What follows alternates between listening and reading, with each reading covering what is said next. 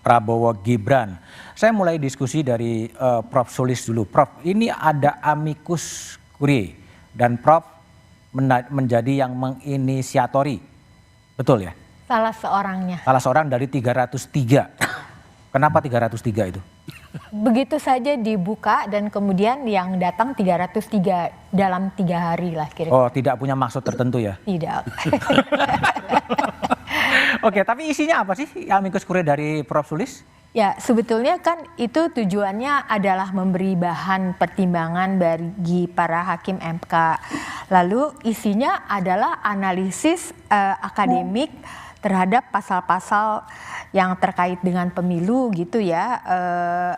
Dan kemudian di Indonesia itu kebetulan ada dasar hukum yang bisa dikaitkan, misalnya Undang-Undang tentang Kekuasaan Kehakiman nomor 48 2009 itu dikatakan hakim dan hakim konstitusi wajib menggali, mengikuti dan memahami nilai-nilai hukum dan rasa keadilan yang hidup dalam masyarakat.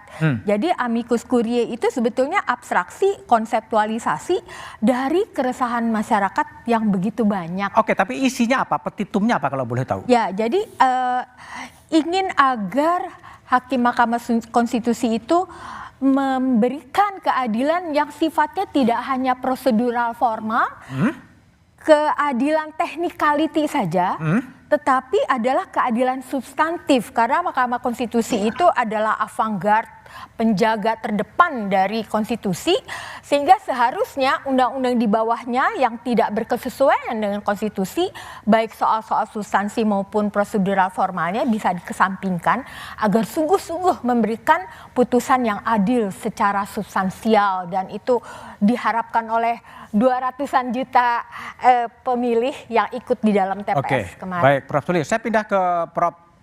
Sigit Rianto.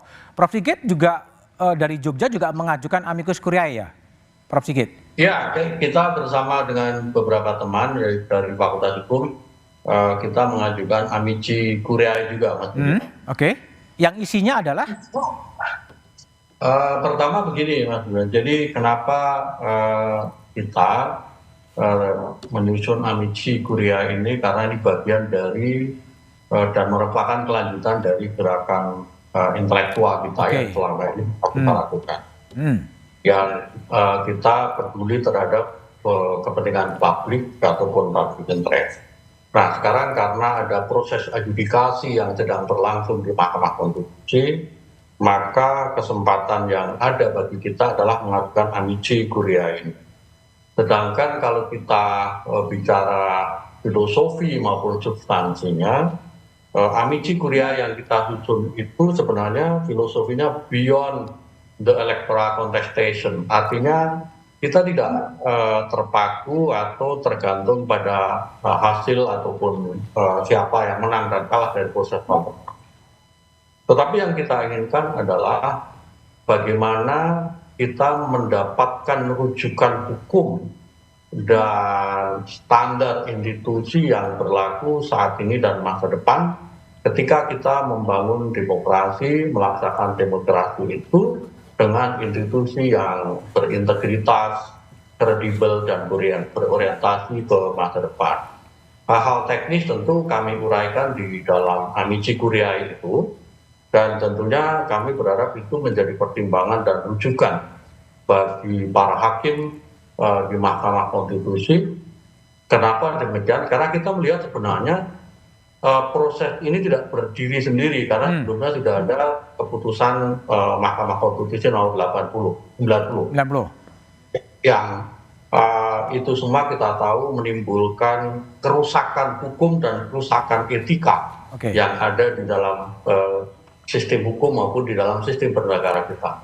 Nah, sekarang kita memberikan pertimbangan kepada Mahkamah Konstitusi. Ini adalah kesempatan yang bagus untuk menerapkan asas restitutio in integrum dalam konteks yang lebih luas, di mana Mahkamah Konstitusi mengembalikan pada situasi yang baik, yang normal, yang luhur bagi kredibilitas Mahkamah, bagi kredibilitas proses kontestasi demokrasi yang ada di Indonesia. Oke. Saya kira itu. Baik, Prof. Sigit.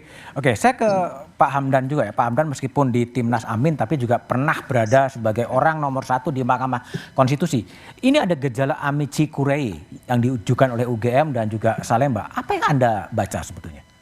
Ya, jadi Hakim Konstitusi dan juga Mahkamah Konstitusi itu tidak berada di ruang hampa atau di Menara Gading. Hakim Konstitusi itu tidak disuruh hanya berada di kamar, tidak boleh membaca koran, tidak boleh melihat media, dan tidak boleh membaca yang lain-lain kecuali apa yang dihadirkan di sidang. Ini beda kalau kita nonton TV, juri di Amerika, mereka tidak boleh mendengar dari luar, dia harus mendengar dari situ. Jadi Hakim Konstitusi, justru konstitusi itu konstituensi, jadi rakyat. Jadi Hakim Konstitusi itu mendengar juga bagaimana suara-suara rakyat di bawah, melihat perkembangan sosial politik yang ada, kemudian akan memberikan keyakinan apa yang harus diputuskan. Nanti disodorkan bukti-bukti dan dalil-dalil dalam persidangan. Jadi campuran antara bukti-bukti dan dalil-dalil yang diajukan oleh para pihak dalam persidangan, kemudian hakim merasa dari bacaannya, dari lingkungan sosial yang ada, termasuk dari amicus curiae yang memberikan pandangan-pandangan dari tokoh-tokoh masyarakat, itu juga pasti akan dipertimbangkan. Karena Hakim Konstitusi sekali lagi tidak berada di Menara Gading. Jadi, dia berada di tengah-tengah sosial. Dia harus juga mendengarkan denyut nadi suara rakyat. Karena dia adalah mewakili rakyat juga.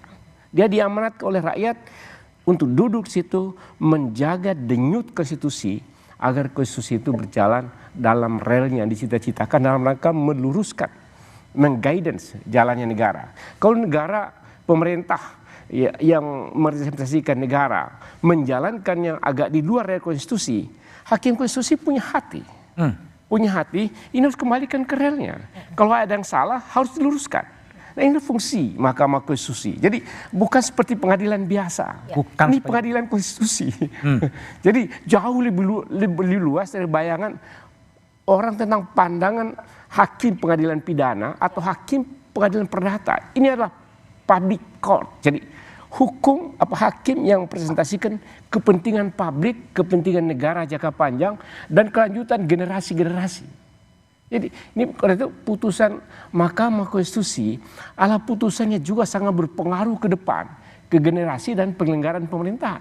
Jadi luar biasa. Luar biasa. Tapi itu apakah memang kemudian amicus curiae dalam sidang konstitusi itu menjadi sesuatu yang baru yang sedang terjadi? Kita bahas setelah jeda berikut ini.